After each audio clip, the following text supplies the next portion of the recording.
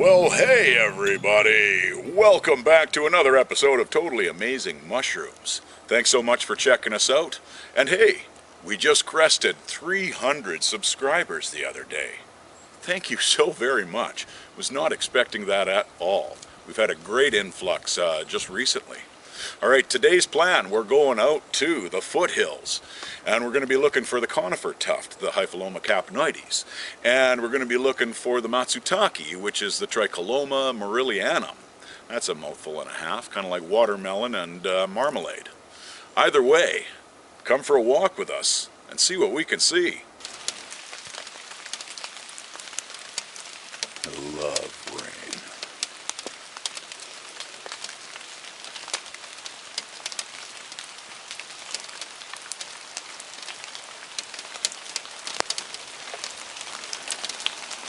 So our original plan today was to come out to find the Hypholoma capnoides, and which is the conifer tuft, and the Tricholoma, and the Tricholoma marillianum, which is the matsutake. Well, thus far I have not found any of the capnoides, and I've checked all the places out here that I know that they like to grow. I do know that they also like to have it quite humid, and we only just had the one rain a couple days ago, so that's the way that goes. However, we've been finding all kinds of Russulas, so today's video is going to be about Russulas, or Russula, or Russula. Doesn't matter how you want to pronounce it. Now, one thing about the Russulas, especially the wine caps, the wine-colored caps, the reddish caps, very, very hard to get it down to a species. They've got so many similar traits, so many similar colors.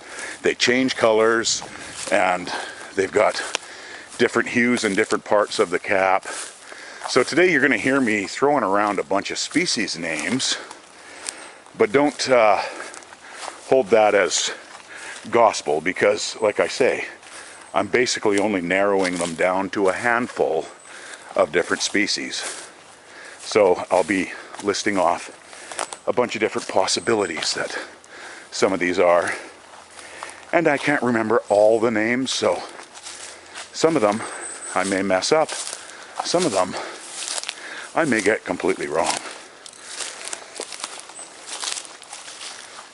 But either way, I know that they're out here because I've been spotting them all over. So, and I've got one just up the trail here, so we're going to show you. Alright, well, here's our first Russula. These guys come in many, many, many different colors.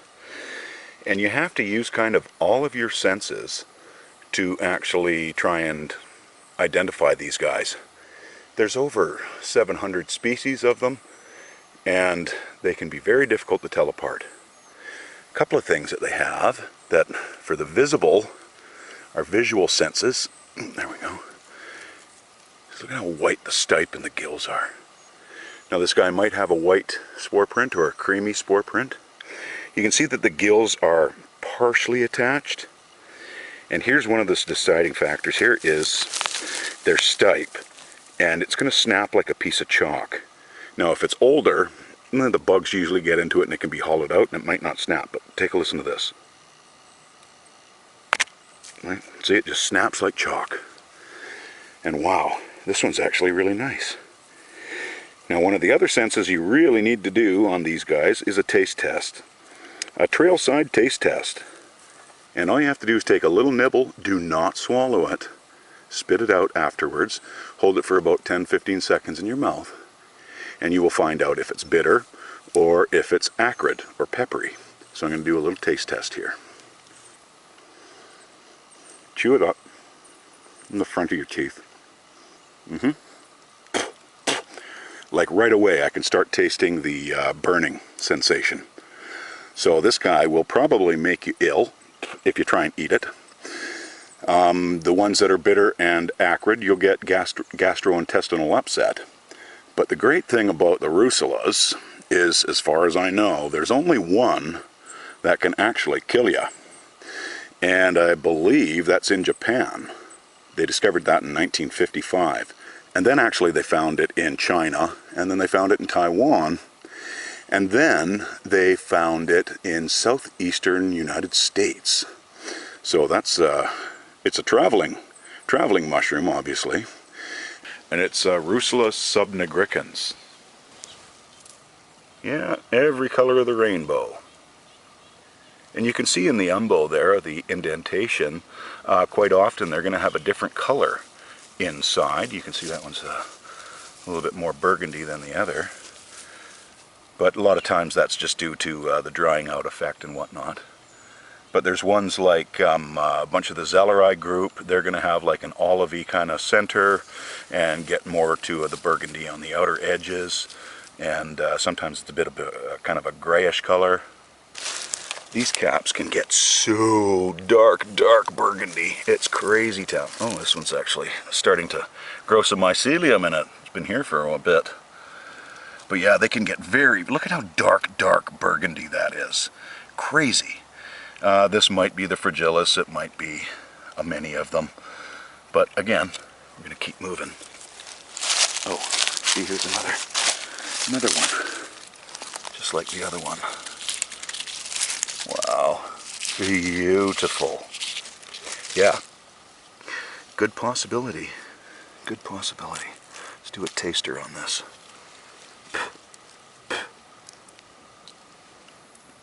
Nope, mild, totally mild. Yeah, so very well could be the hypofragilis.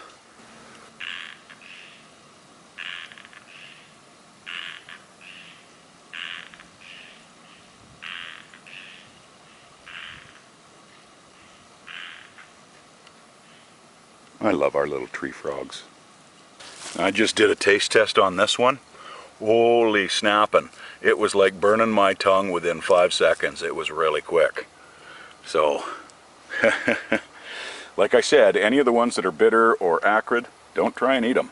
Ooh, it's still burning. Like, wow, man. It's like I put a piece of jalapeno pepper on my tongue. So yeah, I think this is one of the Xeromphylinas. And it might be the cirrus. They like all the woody debris and they like the moss, whereas the campanella likes to be on actual wood, like on a log or a stump, and they'll go crazy on that stump or log. Now the cirrus is the mild one, and the other one I can't remember the name too, but it's more acrid and peppery, and I can't do a taste test on this guy right now because I just finished doing that with a Russula that was very peppery, and my tongue is still burning, so I won't be able to tell if it's mild or hot. And I love the little umbo on the caps. That's very cool. When I first saw it, I actually thought it was a hedgehog. This might be one of the sickeners, Russula Amanita, possibly, I don't know. So one thing about the Russulas, at least in our area, is that if they taste mild when you do the taste test, they're probably going to be okay. The worst thing that's going to happen with these guys is you're going to get sick, like gastrointestinal upset. Hence the name sickeners. Now, some of the sickeners have this beautiful rosy kind of color. Is it Russula venosa? Is it Russula rosea? Is it one of the Zelleris? I'm not quite sure. But we can narrow it down with the taste test. And one thing about the Russulas is you can do some narrowing down with just the trees that they're associated with. And sometimes they like an alder, or sometimes they'll like a beech or a maple, or some kind of hardwood. And some of them like different kinds of pines. And there is a particular one that likes the Doug firs, and its name is Russula pseudosagarum. So here's a typical thing with the Russulas, and they're going to have a very, very white stipe. Sometimes the pinky ones can get a little tiny bit of rosé color in the stipe, but this one's stark white. And another thing about them is they break like chalk. Let's see what this one, if it turns out stringy, it's not what we think it is. But, oh, see, it broke off quite nicely. This one's a little bit older. You can see it's kind of punky on the inside. It's quite soft there. All right, let's do a little scratch test right at the base of the stipe, where it meets the gills. And if it is one of the shrimp Russulas, it should, after a minute or two, have a bit of an odor like shrimp. Let's see if it's started. Not yet. So another name, the common name for the Russulas, is brittle gill.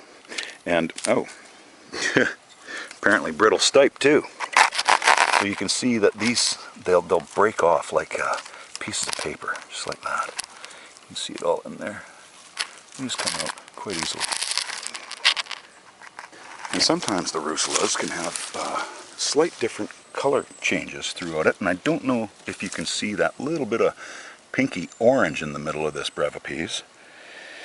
And another one of their features is the edges of their cap quite often will flare up as they age. So you can see how flared up these guys are. Isn't that wild? Just absolutely gorgeous. Just breaking out of the moss there. And you can also see on the caps, around the edges, around the fringes, you can see the little striations. And that's just basically a shadow of the gills on the underside. But a lot of the Russulas, you can see them along the fringes, like that here, from the side there. Wow, look at how dark this one is. Oh, hi baby girl. Thank you for not knocking over the mushroom. Yeah, just a beauty. Slug's been nibbling on it a little bit.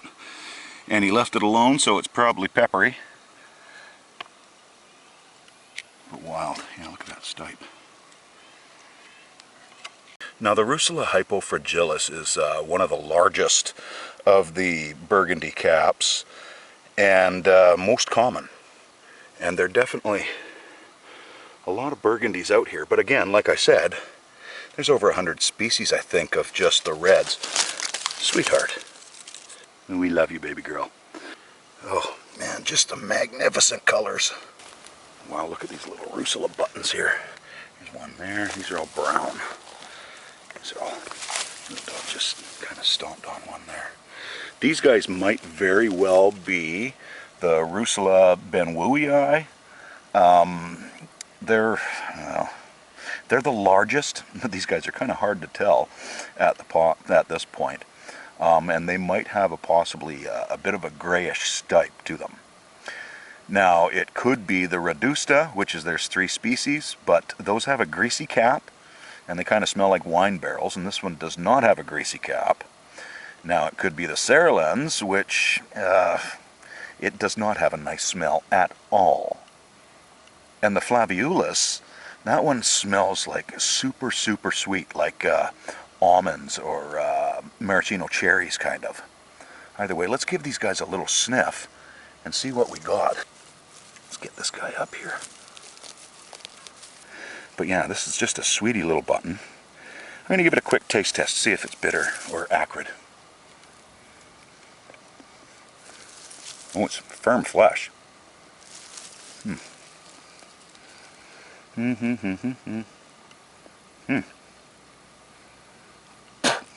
Very, very mild. Not any bitterness or acridness. Yeah, see, this one's even starting to go yellow in the middle. So you can see how much they can change color. This one's quite a dry cap. It's not really slimy and wet like a lot of the other ones are. And yeah, he's got some friends here. And this one's going kind of the olivey color, which a lot of them will. There's a lot of these purpley cap ones that will kind of turn that olive color. And then there's some that just are olive, period. And I can never get enough of these guys. Here's the red-belted conch, Fomitopsis munsii. Look at its beautiful, beautiful little droplets. Wow.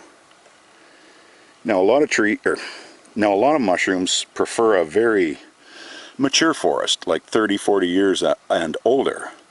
These Fomitopsis don't really care. I've seen them growing on something as small as like this, which is only about 3 inches in diameter. And this one here is only 6 inches, so. But yeah, look at that beautiful, beautiful thing. Love that. Like, golly, man, they're just absolutely everywhere. Here's another. Beautiful, beautiful. That. Oh, and he's so solid. Now the reason why I'm showing you all these different Russulas that I'm finding is because they all have different color schemes. Sometimes they're hidden a little bit like this one, so the red doesn't come out so much. Sometimes it's just a matter of its mycelium is starting to grow on top of the cap because it's been buried and it just thinks that it's going to continue on and proliferate. And like, here's another one. So these ones look like they're covered in their mycelium. So it looks like their self-preservation is working. So pretty neat though. Yeah, this mycelium just wipes right off. Don't want to disturb it too much. I'm going to leave these guys, cover them back over, and we'll go find a different colored Russula now. Now, I've really been hoping that I was going to find the Russula hypofragilis, but I don't seem to be finding them. I'm finding a lot of these little acrid fellows, although these ones are good. Yeah, it's getting kind of punky actually. I can feel the softness here. As a matter of fact, when we break it, it's not going to make as much of a snap as the other one did, because the inside is starting to get eaten by bugs, if you look at that. And let's just make sure this one is acrid.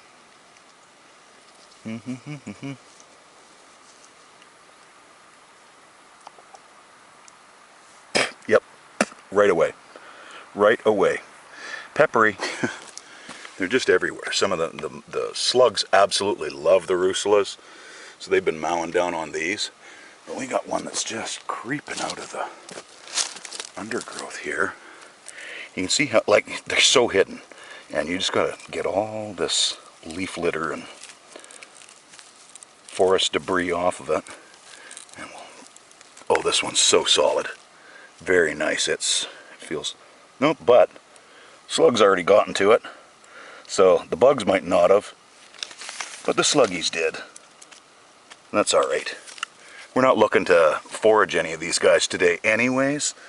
We're actually on the hunt for the Matsutake, the Tricholoma marillianum, and we're also on the hunt for Hypholoma capanoides, which is the conifer tuft. Alright. Oh, and that's another little thing about the Russulas. All the Russulas grow on the ground. You're not going to find them growing on a tree or on a stump or on a log. Yeah, here's another brown one. Let's take a look. This one's more brown than the last ones. And oh, it's got a bit of a greasy cap. This might be Redusta. Broke his stipe a little bit there. Oh yeah, it's very slimy. And so yeah, there's 3 different ones in the Redusta group, and they all have slimy cap. Like, this is really slimy. It's quite, it's like slug almost, but there's been no slugs chewing on this. Let's see what it smells like.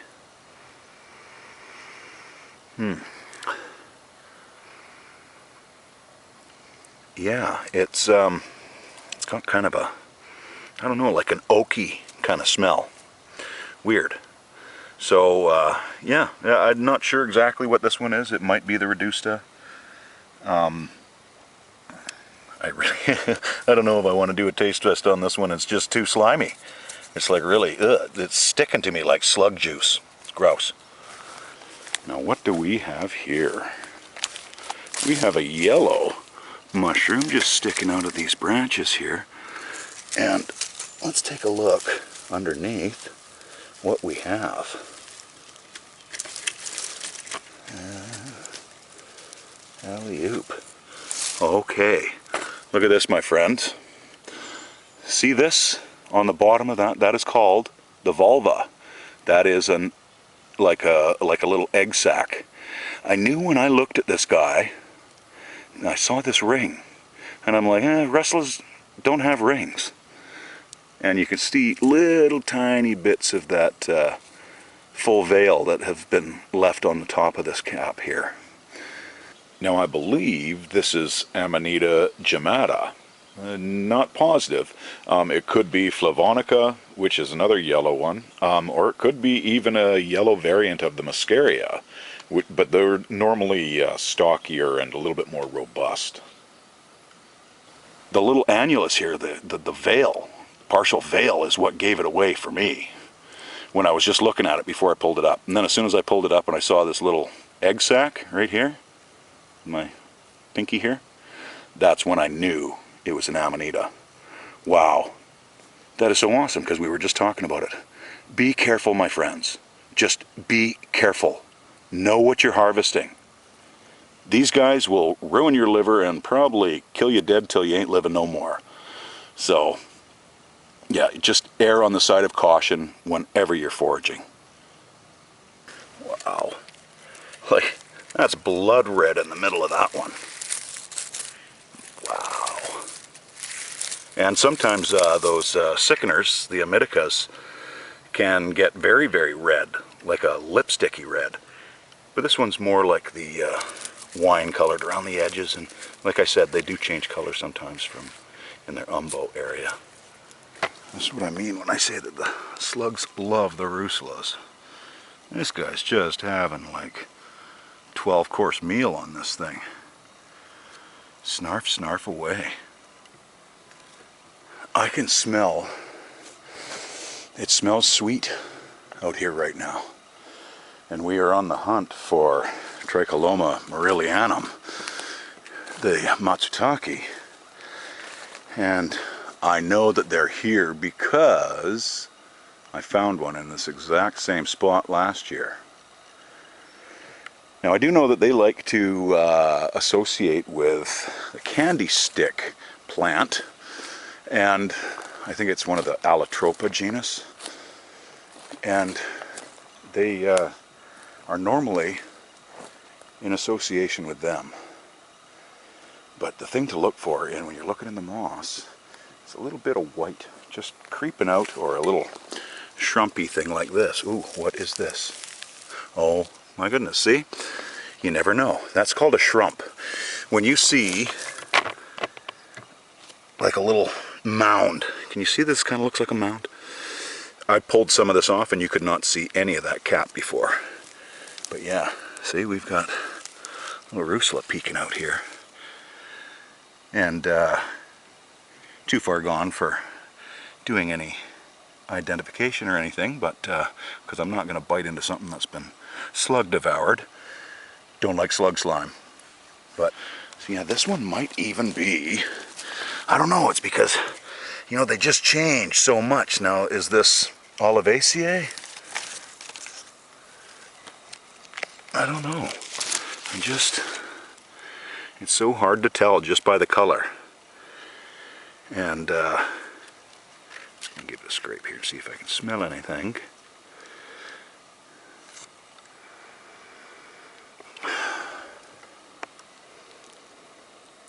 It just smells like forest and fungus.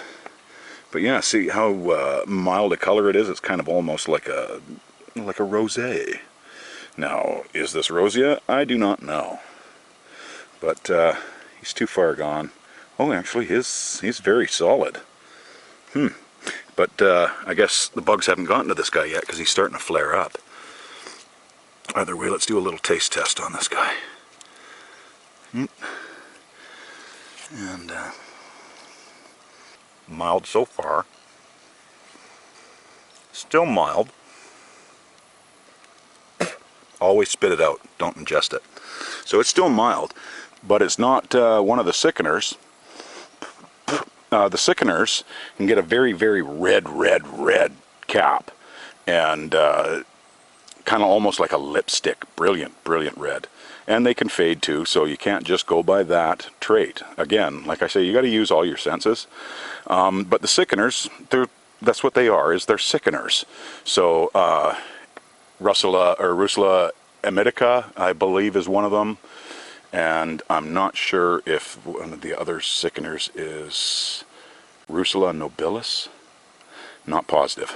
Either way, We're going to carry on because these guys are not what we're looking for. We've already found 1,000,000 of these. We want some tricholomas. Now, I mentioned how much the slugs love Russulas. So do the squirrels. You can see all their little scrapings there from their teeth. Probably found after a few scrapes they went, "This is peppery and it's burning my widow tongue." And they ran away. This is really neat because I don't see this very often. But what we've got here is a lichen that's forming its fruit bodies. And they normally have two kingdoms, normally fungi and eukaryota or prokaryota. And they work with each other to create nutrients and fix nitrogen and do all kinds of stuff. But yeah, usually you just see the lichen just hanging out by itself like that. But then when they're ready to sporulate, that is their little fungal fruit body. Very neat. And I know we already covered these guys in a couple of episodes there, but these are the Lycoperdons. It's a little puffball. Boop, boop, just little.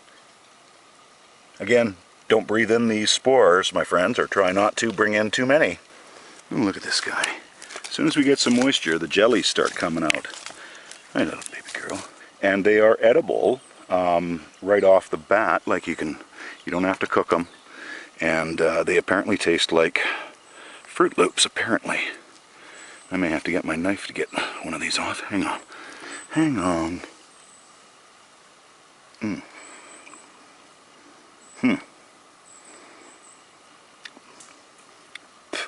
Tastes kind of like nothing to me. Just tastes like a little gelatinous mushroom, I guess. But yeah, to each his own. If you think it tastes like Fruit Loops, rock on. I'm not getting any flavor out of these bad boys. And this guy, you cannot miss. And this beauty just popping out of the moss here. This one, being a red, they're very, very difficult to identify. You've got to use, again, all your senses, and sometimes it's going to come down to DNA before you can actually get the right one. Now this one, being the red one, we're going to see if it's one of the shrimps, one of the Xerompelinas, and what we'll do is we'll just do a little scrape right at the base here where the gills are, like that, and then give it a minute, and it might start to emanate a shrimpy odor or a crabby odor. And we'll see what happens with that, because that's one of the indicators for the shrimp Russula. Let's take a sniff. All I'm smelling is mushroom at the moment, but let's give it a quick little taste. Seems very mild for a moment. And here comes the peppery. Yeah. So this is one of the ones you're not going to want to eat. Because, like I said, it can be, when they get acrid or bitter, you'll probably give you some GI upset, and you'll get stomach ache and possibly vomiting, and probably the squirts. Another one of the things about the Russulas is their peelability. If they peel halfway, they're classified as one. If they peel the whole way, they're classified as another. This one's got slug slime on it, so it's kind of... Well, this one peeled quite a bit. You can see there how much of it had actually peeled off. That is also one of the indicators to tell you what species you have. Alright, I know there's more out there, so let's keep going. I'm telling you, these things are everywhere. A little bit of rain, and they just start snarfing out of the ground like crazy. Here's one that's already been mowed down by slugs. Here's another one that's been there for a while, but he's just been covered up. Probably covered in mycelium of his own sporulation. Look at this. A lot of times, certain species will start to get different color in the umbo, in the middle there. Sometimes an olivey color, sometimes a yellowy color. Wow, these guys are just so fresh, man. It's just awesome. Okay, so taste test on this one. This was not peppery. Now, I don't know if you can see this faint pink blushing on the stipe here. There, you can kind of see it in the sunlight there. Some of them will get this pinky on their stipe, and this one actually is mild tasting, so it's very, very bizarre. I've already taken some taste tests, as you can see here. Very cool. But it's not smelling of shrimp or crab. Sometimes, though, the shrimp Russulas have to sit and start drying for a little bit before they start to get an odor. But most often you can actually smell it when you're out in the forest, and I'm not getting any scent from these guys. Oh, and by the way, these guys are also related to the Lactarius. So you've got like the candy caps, Lactarius rubitus, and several of the others, Lactarius. They're related, but these ones do not leak out the white latex or any other color latex. So they're pretty dry. Alright, so these two here taste very mild, and I'm taking them home, and I'm going to try them out. And I'll let you know how it works out for me. I'm just kidding. No, these are going to be just fine. They're totally mild on the trailside taste test. And as I mentioned earlier, only other than the one Russula, the worst you're going to get is a stomach upset and maybe a bit of diarrhea. So I can take that chance. And this little sweetheart. This one here may possibly be a Stunzii. I'm not too sure about that. Again, the one that we were looking at earlier that was just breaking out of the grass and whatnot, like this one, it had that lavender kind of color to it in the center, and quite often the Stunzii will have that lavender color. And right beside Little is we've got one of these white Russulas. Now, looking at the top, you might go, is that a little baby brevipes? But according to all the rest of them, they're not getting that big. And the brevipes are a pretty good size. There's 5 or 6 of them, and they all come in. They all get quite large. So, is it Russula sierrensis? Or is it Russula chloroides? We don't know yet. So yeah, so it has this, normally, the chloroides would have a blue ring all the way around the top of the stipe here. This one does not. Now, is it sierrensis? Well, it's possible. The thing is with the sierrensis is it comes in many different colors, just like all the rest of the Russulas. And sometimes they'll come in like a mauve color to a pink, and then you can have like different shades to almost an olive, and then you get this kind of a whitey species as well. So this might be sierrensis. We don't know for sure, but it is definitely a Russula. And again, we're not trying to get it down to the actual species, we're just trying to narrow it down a little bit. Here's another one right here. Another one over there that's just about finished. All right, what else have we got? Now this was not the guy that was croaking just a minute ago. You can see him in there? Little tiny, tiny, tiny guy. Oh, there he goes. Like this is the size of my finger here in comparison. Just a little sweetie. Thank you for coming to say hello. Yeah, there's lots of those little guys up all through the hills here. And let's see if there's any other kind of, like, what's this? Oh, here's a big one. Now this might be a Russula brevipes. I don't know. It's trying to get out. It's trying to get out, man. All right, let's take a boo. What we got underneath here? Yeah, it's looking very much brevipes to me, but we won't know for sure until we chonk it up and see this really, really short stipe on it and quite a big body. This is indicative of the brevipes. So I am pretty sure that this one is the actual brevipes. Now what's neat is these guys can get attacked by a parasitic fungal mycelium, and it's called Hypomyces lactiflorum. And this guy will turn into the lobster mushroom.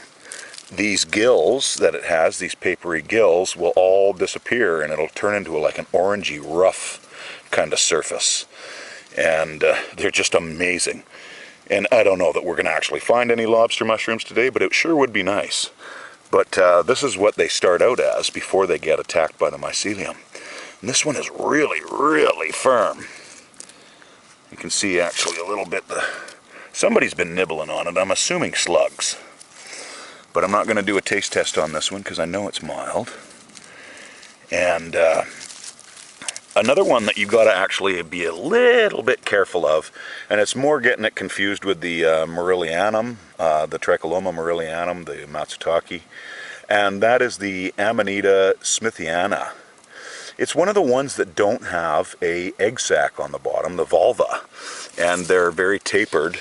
They taper down more so than these guys. These guys are kind of blunt, but the smithiana will taper down quite a bit. And it will have that gray matter at the end of its stipe, just like the Matsutake, so be very careful on that. But this one is Russula brevipes, and you can see it's kind of, they do get some color changes a little bit, but that's wicked. All right. Well, fingers crossed we might find a lobster. Who knows? So since we found the one first brevipes, looking around, you're going to, oh, I don't see anything else. But really, you have to look. Look at this. You wouldn't think that there's anything there, but look under here.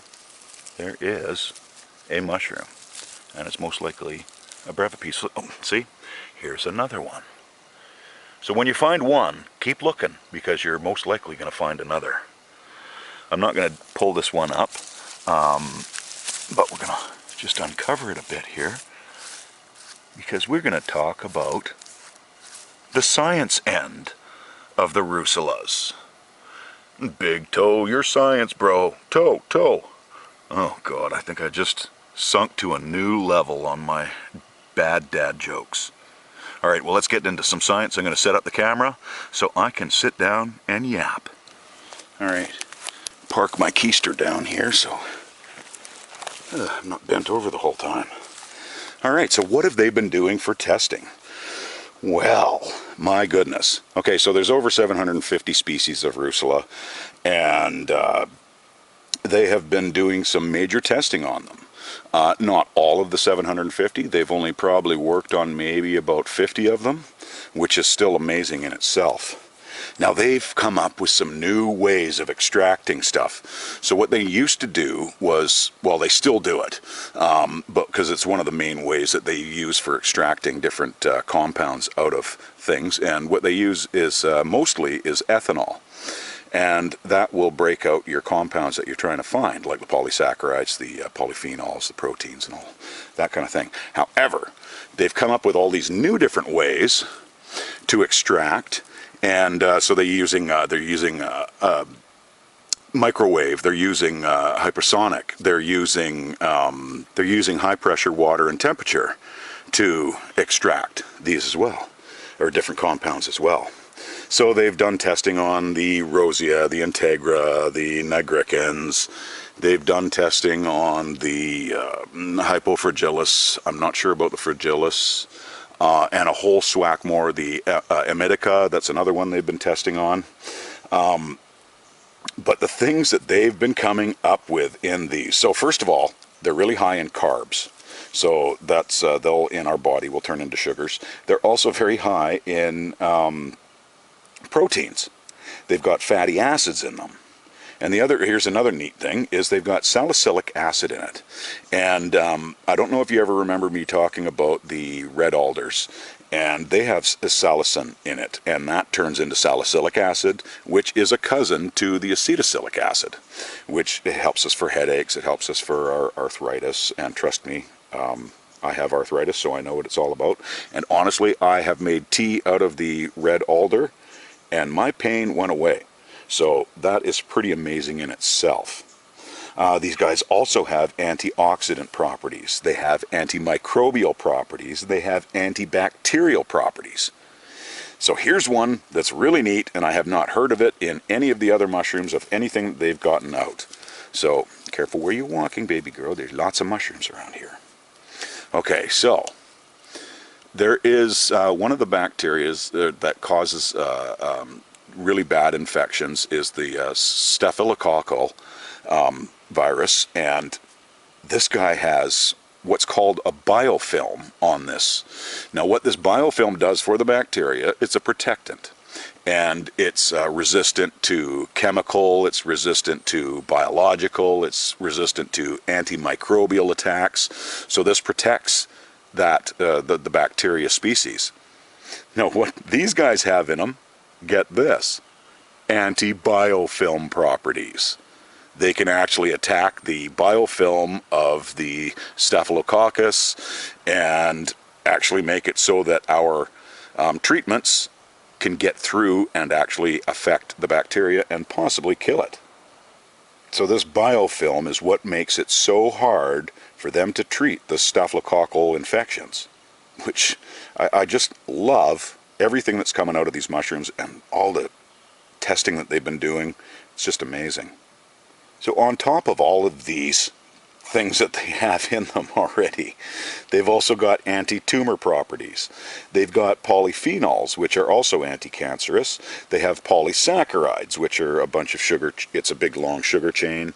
So it'll have glucose, it'll have maltose, it'll have mannose, it'll have fructose, and they're different chains and whatnot. So those are anti-cancer. They're also an immunoregulator. So these are some of the trailside indicators. When you see this shrapnel of like different mushrooms, this one happens to be the lobster mushroom, which was originally Russula brevipes.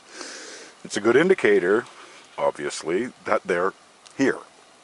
So, I mean, there could be one right underneath a little dog's bum. However, I moved a little bit of moss to one side, and I found a couple of beautiful little buttons here. This one I just pulled out.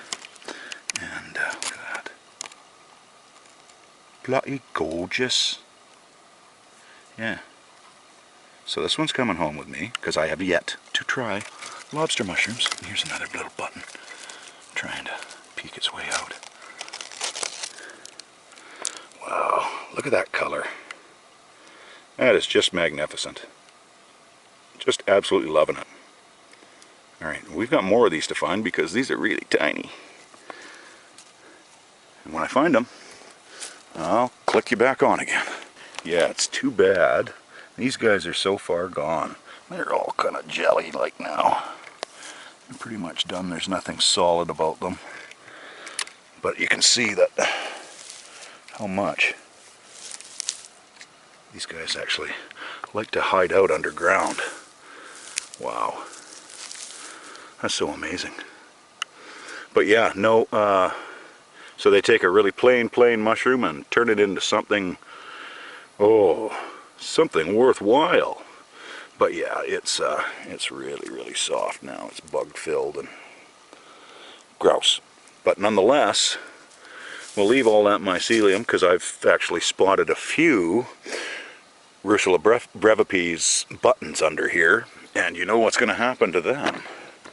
The old Hypomyces lactiflorum is going to parasitize it and turn those white mushrooms into those. Yeah, look what the deer did. Like, it just scraped this entire area off. And it's nothing but loose. And snarfed everything it wanted, left the rest. Which is no good for me, so we got to keep searching. Okay, so always want to, when you find a trailside indicator, stick around that area. Like, I went up, way up there, and way along there. And I didn't find anything. And then when I was coming back down, what do I spot? Sticking out of the dirt. Oh, do you see a little bit of orange there? Perhaps it's a lobby, a beautiful lobster mushroom. This one is magnificent. Hiding behind a rock here. Try and get that out of the way. Yeah, right on. Okay, let's pull this guy up. Oh, he's solid. Oh, I'm so stoked. Look at that. Those were gills at one point, my friends, if you can believe that. This is what we collected from a little 2-foot square plot of moss. just looking for the shrimps. And that's what we found. Oh, don't step on those, baby girl. Those are coming home with us. Because Papa's looking forward to them. Oh yeah. So yeah, so this is just absolutely amazing. Regularly was a gilled mushroom, and then Hypomyces took over Lactiflorum there and changed it into the lobster mushroom. And oh, there's another one right here. Look at this. These are called, as I mentioned before, these are called shrimps. I'll just pull back a bit so you can see this area here. All right. Oh, oh my. And sometimes they have friends. Look at this. And I forgot my basket down at the car because I didn't think I was going to find anything more. Oh, look, there's another one. Oh my goodness. All right. These guys are coming home with me, and we're gonna fry up a lobster palooza to go with my steak that I've got sitting in the fridge waiting for me tonight. All right. Beautiful. Thank you for those parasitic fungi.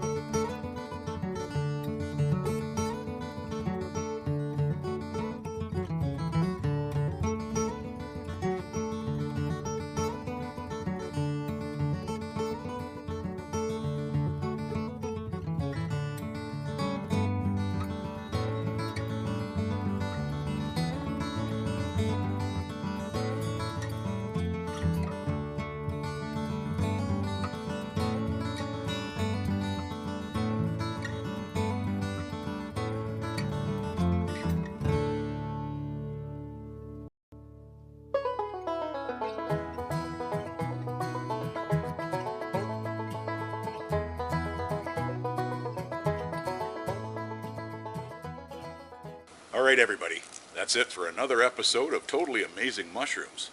Didn't quite turn out the way we thought it would.